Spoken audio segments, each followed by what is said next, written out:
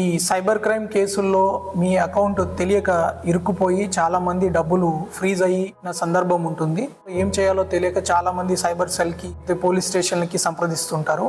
అలాంటి వాళ్ళ కోసమే గ్రీవెన్స్ రిడ్రెసల్ మాడ్యూల్ అని ఒక వెబ్సైట్ని పెట్టడం జరిగింది.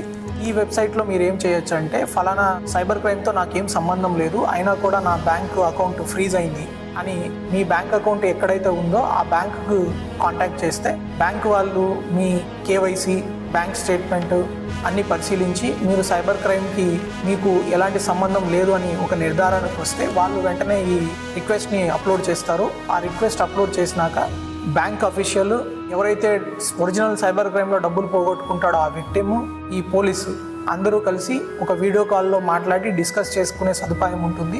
ముగ్గురు స్టేక్ హోల్డర్స్ ఎప్పుడైతే మీకు సైబర్ క్రైమ్తో సంబంధం లేదు, తెలియక మీ అకౌంట్లోకి డబ్బు వచ్చాయి, ఫర్ ఎగ్జాంపుల్ ఎవరైనా పెట్రోల్ బంక్ ఉంటుంది, లేకపోతే హోటల్ ఉంటుంది, ఆ హోటల్లో ఎక్కడో ఎవరో సైబర్ క్రైమ్ చేసి సంపాదించిన డబ్బు మీ అకౌంట్కి ట్రాన్స్ఫర్ చేస్తారు.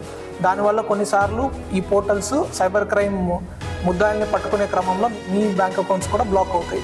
అట్లా మోసపోయిన అమాయకుల రక్షణార్థం ఈ పోర్టల్ ఏర్పాటు చేయడం జరిగింది. మీరు ఈ పద్ధతి పాటించి మీరు బ్యాంకుల్ని సంప్రదిస్తే మీ అకౌంట్స్ని డీఫ్రీజ్ చేసుకొని మీ అమౌంట్ మీరు వెనక్కి తీసుకోవడం చాలా సులభం.